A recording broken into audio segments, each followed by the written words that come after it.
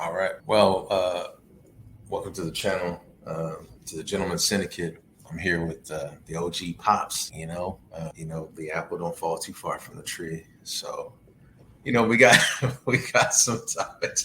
Hey, hey, I learned from you, man. I learned from you. So, but I wanted to bring you on the channel to kind of discuss some things because I've learned a lot from you in my life. I kind of talked about that in the beginning. And really, I wanted to kind of bring some of your experiences because, again, I really, really relied on and heavily lean into the idea that, we all go through things as men, as boys. Our fathers are there to kind of set those boundaries and establish kind of some of those consequences that happen. Um, and, you were a big, big part of that in my life. And, I got some questions to kind of go through and just share some of your experiences. Maybe one of the big questions might be, if there was something that you could tell your younger self now as you're older, what would it be? Like what would it have been, to maybe get you in a direction faster or in a place faster, whatever that is. But, I want to give you the floor and let you introduce yourself. People don't know you, but I'm a fan. I'm your number one. I'm your number one fan. So free to write that. But I love you, Pops, and appreciate you being here. Yeah, thank you, son. Yeah, glad to be here. Glad to see you doing this. It's a good opportunity for you, I think, in order to be able to open up and be expressing it about, life itself. Because really, that's what it comes down to, regardless of whether it's military, which we both serve. Military is just day-to-day life right now because once you leave and transition from the military, then there's life after the military still, and challenges still come. Right. And the question you asked was if I were to have a conversation or do something different with my younger self. Well, I don't have any.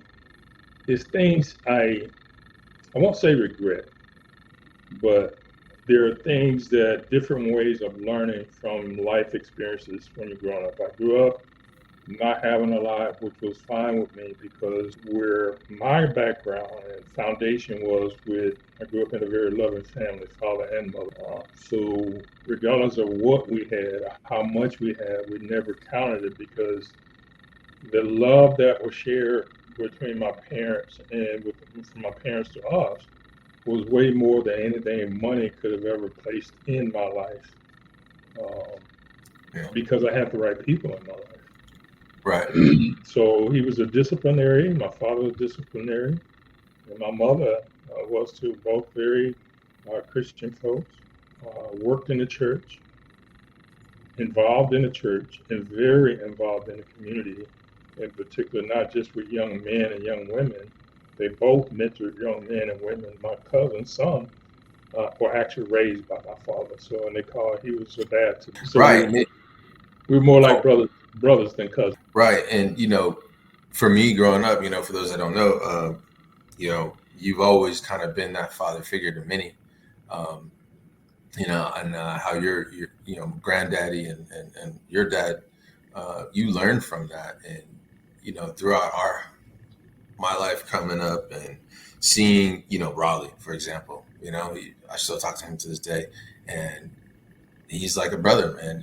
Like there's so many different young men in particular. It's kind of focusing on the young men, but young men where you were always able and willing to tap into their lives and share your experiences with them, and to help them to see what it is that where they can pull from that value, that they're valuable, that there's so much more to life than the pain and the suffering that we might go through.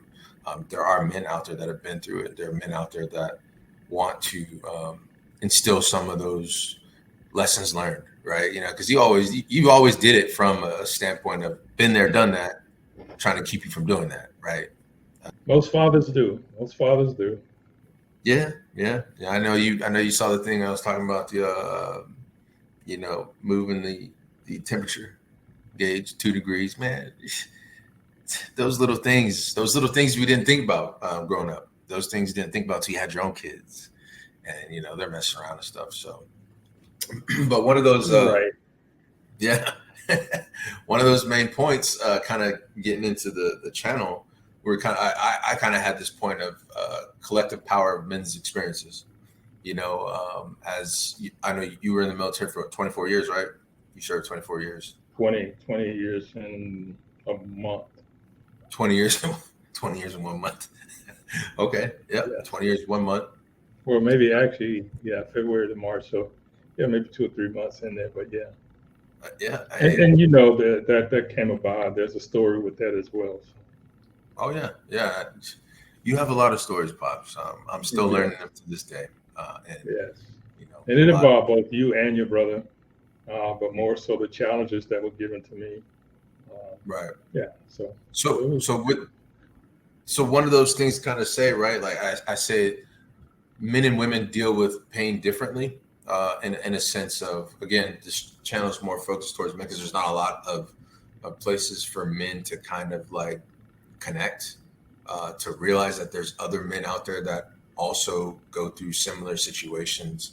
But men and women deal with pain differently. I wanted to kind of get your take. I kind of feel that women deal with pain more with support compared with men, right? Boys becoming men, right? Like, hey, figure it out, make it work, be valuable, be the protector, don't show those emotions. Those are kind of some of those general themes that men becoming men, especially becoming fathers, kind of hold on to. Like, I have to be, on point all the time. I have to be that person. But I say that, the collective power of men's experiences is something that we should be tapping into as a resource for each other. So, what do you got to say about that? What are some things that you might have gone through in your life? Well, it'll lead to your first question, because your first question was, what would I change? The one thing I would change, if anything, was to know and understand how God facilitates things in your life, right, for you to either demonstrate or always have a display of before the people that really sometimes that you think you're trying to reach them, but sometimes God is just using us to reach people. So that's the one thing I would change, is probably have a better understanding of that early on in life, but there's also a journey in which we all grow and walk through. As far right. as like the differences and what we're talking about, like what the approach of men and women, mine was as a single father at that time. Before, as a co-parenting situation, it was always still a father role in which I understood and I learned from home, obviously, that I carried forward. And there's a delineation of, and you have to strike a good balance. And when you marry early, it's sometimes your growth isn't complete in that. So there comes the difference between men and women. Right. Oh, I Yeah, know that. we often think that between the age of high school, whenever we start dating or whatever, until we're like 20 something, we're ready. Oh yeah, we're ready. Oh, yeah. No, that's just the beginning. I mean, it takes time to develop some of that, and some of it's just going to happen over time. And you have to be willing to embrace that we're not perfect and that we're all going to make mistakes. So I think that's the greatest understanding between the man and woman that they could have. And it always comes down to me, in my experiences, it's always either communication, finance, and things like that. And also when we get into talking about children. Right. And So- sometimes just the way we talk. But communication is huge. So would you say that once, you started having children, there was a greater distinction of like your role as in the lives of your responsibilities, because I always say, for us as men, we must take accountability of our responsibilities, and that's one of those things that kind of helps define us as men, as we're going through, and children is a huge reason to grow up, basically. Would you say that was something that was a huge impact for you? Yes, and the reason, and similar to, and in line with what you're saying now, is the addition of children into a marriage or a relationship. Mm-hmm. So you just have to remember, first there were two, right? And then in between two, and remember, I said in between two, often is the way it happens today. We find that the kids are in between the two, Right. that was Yeah. united in relationship or marriage, instead of attached to or a part of. Right. So Oh yeah. that's just an alignment that sometimes we have flipped some kind of way that the kids now create, and dad's talking to the kids, mom talking to kids, two different conversations, two different understandings for the kid, and could be a whole lot, and could be a lot for some children. Yeah. But it's understanding what the structure of the home and the family should look like. It should be that the kid don't come between that piece, between the two. Right. They should be, in addition, a blessing to them and a part of what they do. And it's still the main conversation is between the man and the woman, that at some point the children may be ready to hear, or they may not be. So you don't want to engage them in that too soon, too fast, because really you put too much of a burden on them being children instead of allowing them to just grow. Right. And From where they are, and to see how you all interact in your relationship, so they can draw conclusions associated with what you're sharing with them. Yeah, and with my kids being in Germany and their mom over there and stuff, and my kids now that we're divorced. Unfortunately, I'm in a position where I have to communicate with my kids. I've almost lost some authority, and it's really hard to I was here with authority and I had that credence over them, and to now it's kind of just it's difficult. It makes it really difficult to have those conversations. But at the same time, there's a distinction how I talk to my kids and how their mother talks to them. But when we were, married, me and her were fighting all the time, and the kids would play off of both of those, oh, I see mom saying this, I see dad saying that. So when we were kind of going through life and you were going through life, I'm sure there were other men around your time that were also going through divorce. How did those shared experiences with those other men kind of play in your either growth or decision making? How did that help you, or were there some things that I could learn from? Because I'm going through it myself, unfortunately. And I've got some people I tap into, you being number one. Right, and those people around that in your inner circle are key to you, because they're and you have to be careful who you allow in that circle. Yeah. Some of them go through things quite differently and for a different reason than you do. So you have to be guarded, first of all, and as to who comes into that circle. And some people, you want to bring them in at the right time. Doesn't mean that, just because you went through it together, that you're both ready to have a discussion about it. No, there's some understanding that needs to happen there too, but you definitely have to have that circle around you of people that you can reach out and talk to and share things without judgment or, preconceived notion and stuff, just to be heard. Sometimes we just want to be heard and not listened to get a response back. So, because we as fathers, we want to fix things real quick. So sometimes we have to slow down and listen. Wisdom is something you gain over life, and it's always good to have older men involved in the circle. So because you can reach up and out to, down, however it may be, across, but you just want to be able to reach. 100%.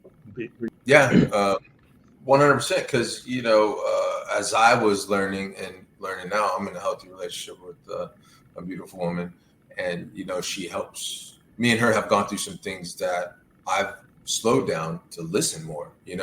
I've slowed down to understand more, rather than trying to fix, rather than trying to do those things. But I didn't know that until I was I went through some things talking to you. You were like, boy, son, we've had those moments, me and you, Pops. We have a lot of moments. We could probably talk for hours about. I thought I was already going to have to get some stuff out already, but so far we talk days. Yeah. So far you're doing pretty good, so I appreciate you. Would you say one of the biggest things for men, I feel from my personal experience, is that the cultural teachings in society, it almost feels like they're trying to diminish the role of men, and I feel that attack against what fathers represent, what men represent to the household, to the relationships that they are, has been diminished to the point where men are just kind of like, I don't even know what to do anymore. I'm just kind of like, you know, a shell of a soul that I wanted to be. And, you know, the fatherless homes is becoming a problem as we're getting further down that generation. Is that something that you see as a thing or what? No, it's a great question, and kind of just continues on from the previous conversation about having people and gaining wisdom as you go through life from those that are older than you. Is that, you know, the first thing you have to understand that those, and you hit it right, they're attacks. But attacks come in two forms. There's basically the things that we can visibly see with our eyes, but there's also the spiritual attack.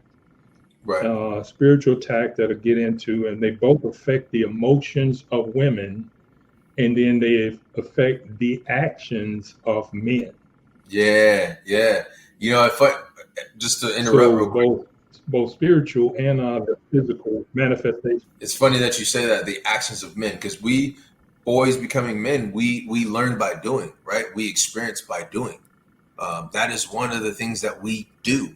And, you know, those actions that we do are impacted by those emotions that we feel from our wives or the women that we love, you know, and if we can't find those boundaries, we can't find our roles in that and understand those roles, I feel that we kind of start, you know, going up, down, left, and right, and start losing the momentum that we are to have in leadership. I feel that men, you know, have a leadership role in the family unit, in the patriarch of the generation of your children, you know, the grandfathers, you know, like, guess what? Nariah, Amaya, and Akaya, they know Opa.